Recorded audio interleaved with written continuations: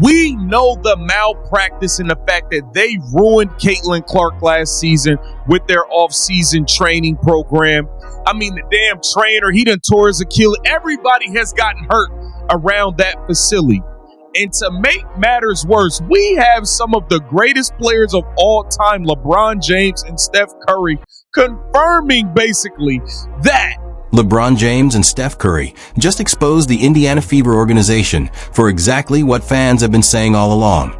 The weight issues, the injuries, and a completely mismanaged off-season training program. Two of the greatest players in basketball history basically confirmed that the Fever had no idea what they were doing with Caitlin Clark.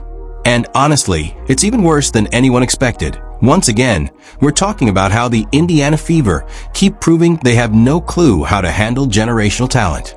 Everyone already knew things weren't great, but somehow this organization keeps finding new ways to make it worse. Chris Brickley, one of the most respected trainers in basketball, the same guy who's worked with LeBron James, Dwayne Wade, and Carmelo Anthony, publicly said he'd love to train Caitlin Clark. That's a massive opportunity. And what do the Fever do? They pass on him. Instead, they hire someone completely new, someone unproven, and we're just supposed to trust they know what they're doing. Now, to be fair, this new trainer has worked with Drew Hanlen, who's highly respected and great at player development. So it's not about doubting this person's ability. The problem is the Fever's track record. Their off-season program has already hurt players. Caitlin Clark herself struggled with injuries. Their previous trainer tore an Achilles. Multiple people inside that facility have had setbacks forgive fans for not being overly excited about another gamble, especially when proven elite trainers like Chris Brickley are literally offering to help. The Fever keep saying they want to protect their star, but their actions say the opposite.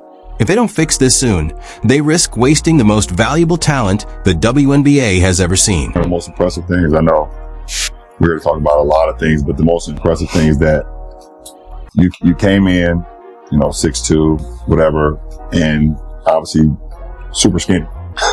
Super skinny. You know what I'm saying? Like, I remember, super skinny, fresh out of Davidson, super skinny, and obviously, our league, throughout the course of a season, flights and everything, can be taxing on your body. Yeah.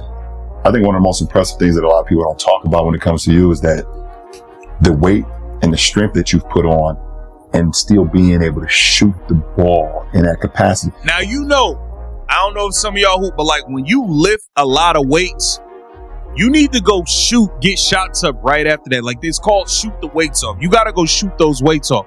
If you wait till the next day. And now, almost like the universe wanted to prove our point, LeBron James and Steph Curry just validated everything we've been saying. Two legends, two of the sharpest basketball minds alive, had a conversation that perfectly exposed what went wrong with Caitlin Clark's training last season. They never mentioned her by name, but every word fit the Indiana Fever situation like a glove.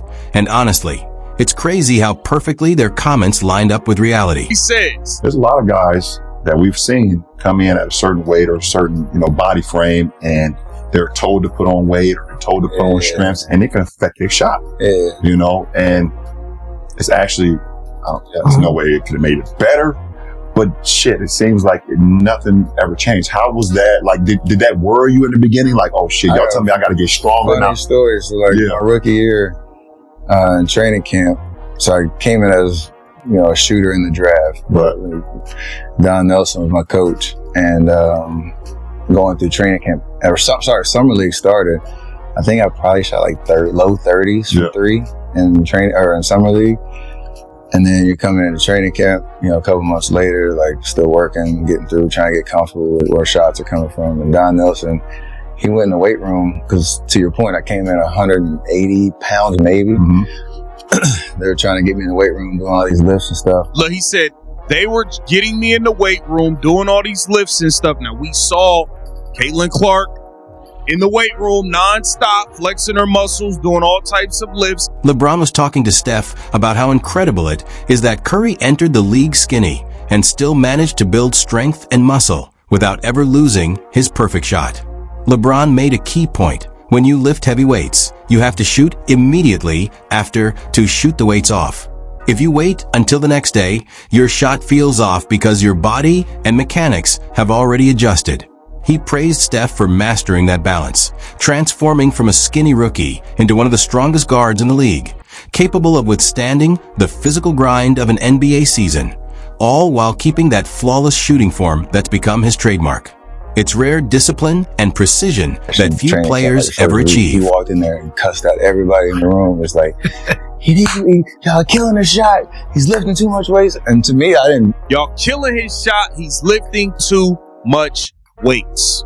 I didn't know that as a concept. Right, like, right. We saw Caitlin Clark shoot like 2 for 30 during one stretch. Granted, she was hurt with the groin and this and that, but all of them damn weights played a part into all of it. just wanted to get stronger. Right. Like most of it was just vanity. Like, hey, I was better in the jersey. All these mirrors around here, y'all telling me I gotta look like this. I'm trying to look the pop. Like, give me something. But I didn't think about it in terms of shot. I know that there's a range of like body composition that matters to making sure everything moves right. So if There's a range to body composition to making sure everything moves right. The bonehead Indiana Fever had this girl in there powerlifting like she was about to get in the goddamn Fit Expo. But then Steph shared a story that should make every Fever fan furious. He talked about his rookie year with the Golden State Warriors, when he came in known as an elite shooter. Yet during Summer League, he was awful, barely shooting in the low 30s from three. Then came training camp a few months later, and the struggles continued. He couldn't find his rhythm, his shot fell off, and nothing was clicking. At the same time, the Warriors were pushing him hard in the weight room, forcing heavy lifts to bulk him up since he'd entered the league around 180 pounds soaking wet. The result? His body was changing faster than his shot could adjust, and his confidence started to dip. I never thought I could get to that point. Body composition that matters to making sure everything moves right. So if you're doing a big transformation, you can't change how your body moves. That goes for lower body as well. I never thought I could get to that point, but then when he called it out, I was like, wait, are they really messing up my shot? But that balance of being able to appropriately like get your body to move efficiently, like a lot of it, to me, is core strength. Mm-hmm. Like if we're talking specifics, everything's about the foundation. Like how does your body move through that range where you have, complete control of, your movement patterns, not necessarily like brute strength, but Here's where it gets really interesting. Don Nelson, Steph's coach at the time, walked into the Warriors' weight room one day and completely lost it. He went off on everyone, yelling that they were ruining Steph's shot. He told the trainers they were making him lift too much, and it was throwing off everything that made him special. Steph later admitted he had no idea that could even happen. He thought getting stronger was automatically a good thing. He was young, eager to impress, wanted to look stronger in his jersey, part vanity, part pressure from the team. He never realized all that lifting was quietly sabotaging his shot. Sound familiar? Because we watched Caitlin Clark doing the exact same thing all offseason. Heavy lifting, flexing, building muscle like a powerlifter instead of a shooter. And sure, the WNBA is physical, so strength matters. But there's a right way and a wrong way to build it. And clearly, the Fever picked the wrong one. Steph broke it down perfectly. He explained that there's a very specific range of body composition that matters when it comes to maintaining proper movement and shooting mechanics. You can't just transform your body overnight, pack on a ton of muscle, and expect everything to feel the same. When you change your body too fast, especially with brute strength training, you alter how you move, how you jump, how your body reacts to fatigue.